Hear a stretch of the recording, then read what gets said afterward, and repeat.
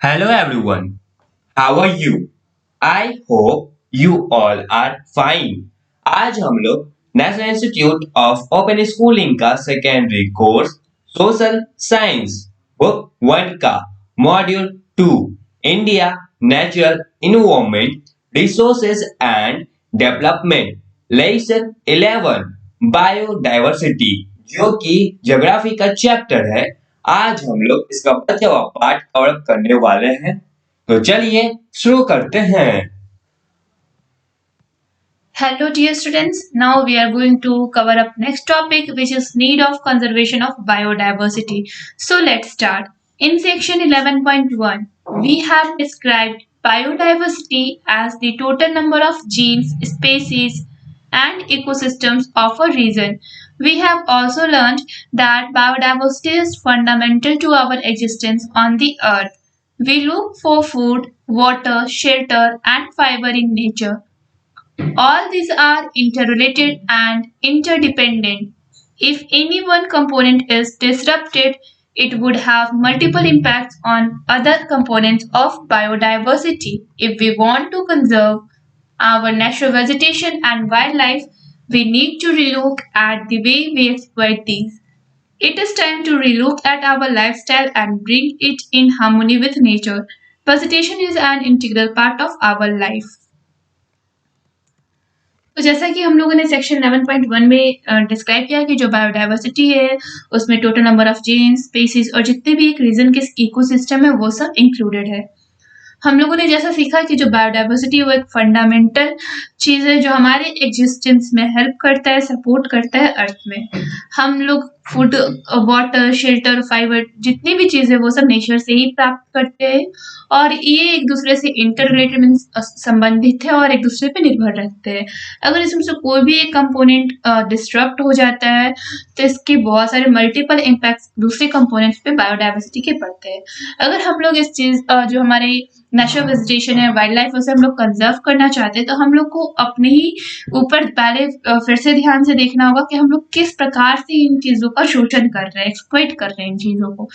ये एक ऐसा टाइम आ चुका है जब हम अपने लाइफस्टाइल के ऊपर ध्यान दें और नेचर में फिर से खुशहाली लेके आए, हार्मोनी लेके आए। वेजिटेशन जो है वो हमारे लाइफ का एक इंटीग्रल पार्ट है। Let's see how plant life and vegetation impact us. तो चलिए हम लोग देखते हैं कि जो प्लांट लाइफ और जो वेजिटेशन है वो हमारी लाइफ के ऊपर कैसे असर डालता है। Vegetation is a key component of biodiversity. Without vegetation, the animals and some microorganisms would die for lack of habitat, food and oxygen. तो बायोडाइवर्सिटी का की कंपोनेंट वेजिटेशन है। अगर वेजिटेशन नहीं होगा तो जितने भी जानवर है और कुछ जो माइक्रो ऑर्गेनिजम्स है वो मर जाएंगे हैबिटेट की कमी की वजह से, खाने की कमी की वजह से और ऑक्सीजन की कमी की वजह से। Plants' root system hold the soil together, protecting it from being blown away by the wind or washed away by water. जो प्लांट का रूट सिस्टम है वो मिट्टी को एक साथ टाइटली होल्ड करके रखता है और इसे प्रोटेक्ट करता है कि इसकी जो मिट्टी है ऊपर वाली वो पानी के द्वारा या फिर हवा के द्वारा बहा के ना चला जाए, बहा नहीं लिया जाए। ठीक है। Vegetation plays a major role in the water cycle. Plants provide a link between the ground and the atmosphere by drawing water from the ground and releasing it through the leaves into the air as water vapor. तो vegetation जो है वो water cycle में भी एक महत्वपूर्ण किरदार को प्ले करता है। जैसे कि जो प्लांट्स है वो लिंक प्रोवाइड करता है ग्राउंड और एटमॉस्फेयर के बीच में, वो पानी को ड्रॉ करता है ग्राउंड से और उसको रिलीज करता है अपने पत्तों के द्वारा वाटर वेपर से हवा में। Vegetation is a natural barrier and slows down the flow of water over the surface of the ground. तो जो वेजिटेशन है वो एक नेचुरल बैरियर के रूप में काम करता है कि ये वाटर की जो फ्लो को वो धीरे कर देता है ताकि सरफेस पे से जितनी भी मिट्टी है उसको बहा के ना लेके चला जाए। Through photosynthesis, vegetation removes carbon dioxide from the air and replaces it with oxygen.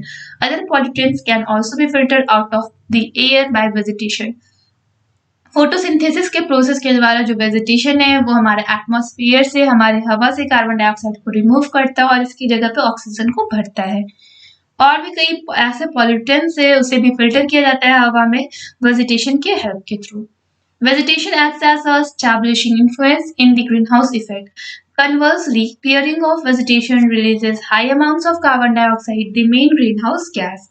तो ये जो वेजिटेशन है वो ग्रीन हाउस इफेक्ट को भी इन्फ्लुएंस करता है।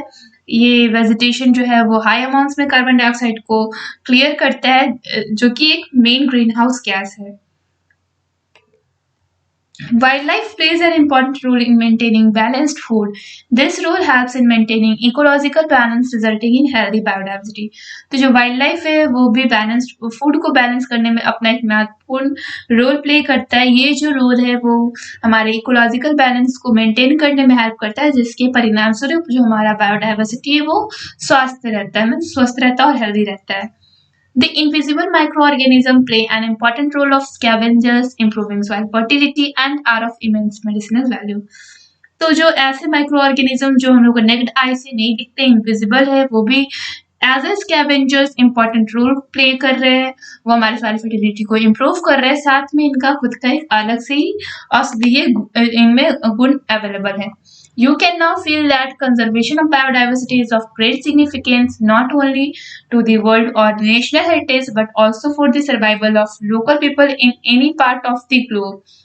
We as a responsible citizen of the world need to understand our positive role in making responsible living choices.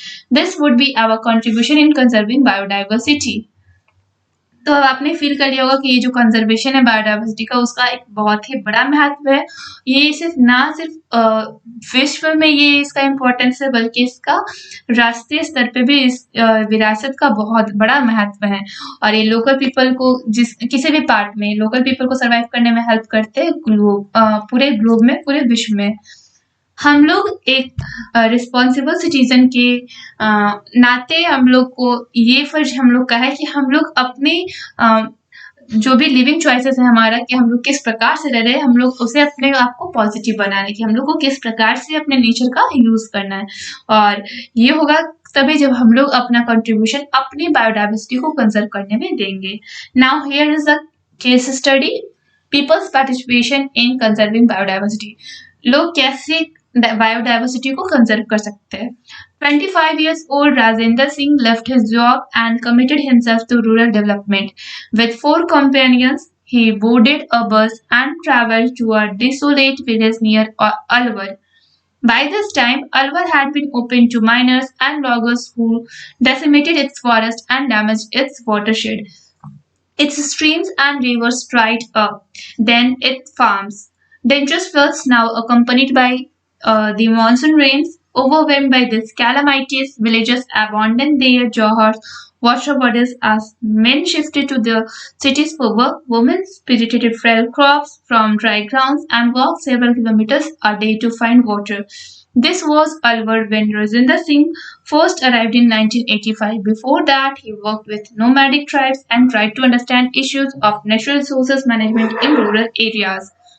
तो 25 वर्षीय जो राजेंद्र सिंह थे, उन्होंने अपने जॉब को छोड़ दिया और उन्होंने रूरल डेवलपमेंट जो ग्रामीण विकास है उसकी ओर वो मुड़ गए, उधर कमिट हो गए वो। और अपने 4 साथियों के साथ वो उन्होंने एक बस पकड़ा और एक नजदीक के गांव में वो जाते हैं जिसका नाम है अलवर। इस समय जो अलवर है वो माइनर्स और लॉगर्स के लिए खोल दिया गया था, और जिन्होंने पूरी तरह से जंगलों को और पानी के जगहों को पूरी तरह से नष्ट कर दिया था। इसके जो भी स्ट्रीम्स थे, रिवर्स थे, वो सूख गए थे, खेती नहीं हो पा रहे थे, और कभी-कभी बाढ़ बहुत ही भयंकर तरीके से आ जाते थे। जब बारिश के पानी वहाँ पे जब बारिश होती थी उसके साथ-साथ भयंकर बाढ़ भी आता था। और इन आपदाओं की वजह से जो गांव वाले थे उन्होंने अपने जौहर्स को अबॉन्ड कर दिया, जितने भी वाटर बॉडीज थे। जो आदमी थे उस गांव के मेन थे वो शहर की ओर शिफ्ट हो गए काम के लिए, और जो भी औरतें थी वो अपने फसलों के लिए जो अपने फसलों को उगाने के लिए अपने सूखी जमीन पे वो बहुत ही दूर तक सैकड़ों किलोमीटर जाती थी पानी की खोज में। और ये अलवर था जब राजेंद्र सिंह पहली बार 1985 में आए थे।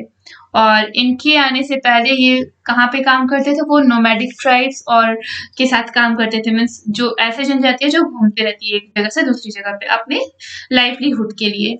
और ये सिर्फ ये समझने की कोशिश कर रहे थे कि जो नेचुरल रिसोर्सेज मैनेजमेंट है रूरल एरियाज में उसको कैसे वो सॉल्व करे। Upon advice of a local village elder, he began organizing villagers to learn how to repair and defend old johars. He initiated an awareness campaign for Gram Swalamban, which is organized every year during the summer months for 40 days in different hundreds of villages. In this campaign, discussion on Gram Swalamban, soil conservation, improved seeds, collection of herbal medicine, and Shramdan were the activities undertaken. Singh coordinated all these activities to mess with the villagers' traditional cycle of rituals. He played a catalyzing role in the building of 8600 johars, water harvesting structures in 1058 villages spread over 6500 square kilometers. Out of this, 3500 were built by TBS, and as an after effect of these, the community was motivated to build the remaining 5100 structures.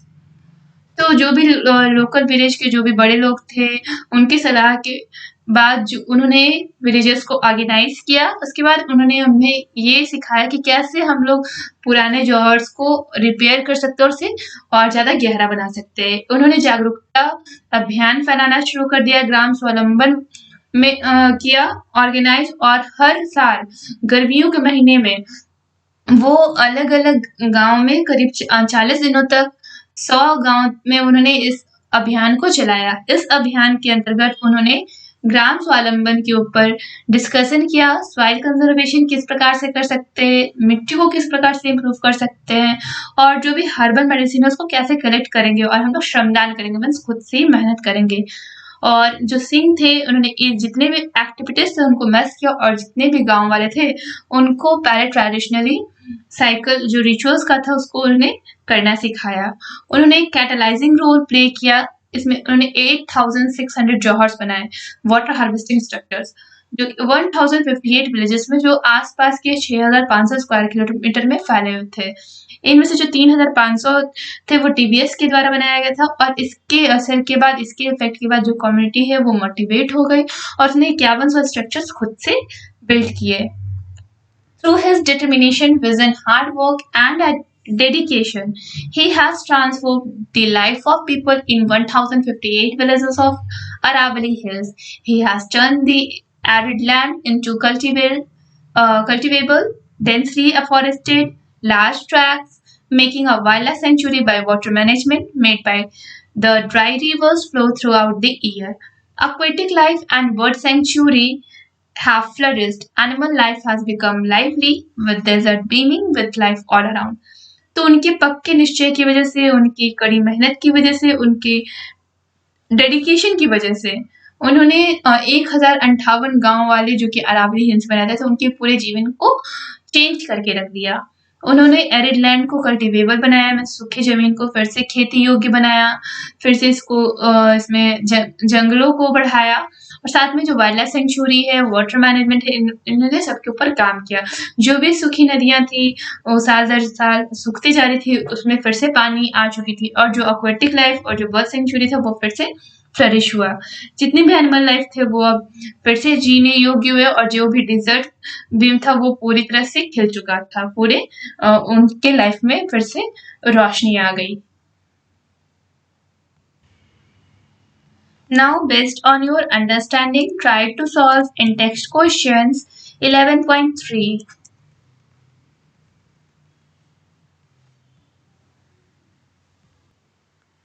Finally chapter complete हो चुका है, और अब आपको इस chapter का सारा text question और टर्मिनल एक्सरसाइज बनाना होगा।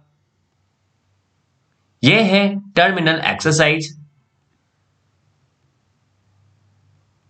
और यहां से सारे इंटेक्स क्वेश्चन का आंसर दिया गया है। पहले खुद से बनाने का प्रयास करें, फिर आंसर की हेल्प लें।